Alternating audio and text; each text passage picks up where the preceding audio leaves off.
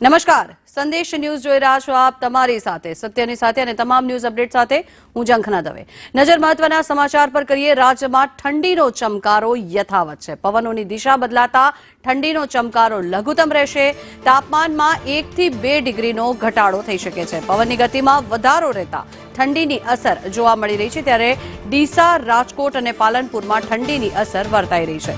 નલિયામાં સૌથી નીચું 12 ડિગ્રી તાપમાન નોંધાયું છે, ત્યારે અમદાવાદમાં 18.1 ડિગ્રી તાપમાન નોંધાયું। વાત ગાંધીનગરની કરીએ તો 17.3 ડિગ્રી તાપમાન ગાંધીનગરનું નોંધાયું છે। વડોદરામાં 17 ડિગ્રી, સુરતમાં 19.2 ડિગ્રી તાપમાન નોંધાયું છે, ત્યારે મહેસાણામાં 16.2, પાટણમાં 17 ડિગ્રી તાપમાન નોંધાયું। ડીસામાં 14.1 ડિગ્રી તાપમાન નોંધાયું છે, ત્યારે પાલનપુરમાં 15.4, દ્વારકામાં 18.3 ડિગ્રી, વેરાવળમાં 19 ડિગ્રી તાપમાન નોંધાયું છે। ફરી એકવાર રાજ્યમાં ઠંડીનો ચમકારો જોવા મળી રહ્યો છે। આગામી દિવસોમાં આ ચમકારો યથાવત રહી શકે છે, ત્યારે લઘુત્તમ તાપમાન 1 થી 2 ડિગ્રી ઘટ્યું છે। રાજ્યભરમાં ઠંડીનો ચમકારો યથાવત છે અને પવનોની દિશા બદલાતા આગામી સમયમાં ઠંડી વધે તેવી પણ શક્યતાઓ જોવામાં આવી રહી છે।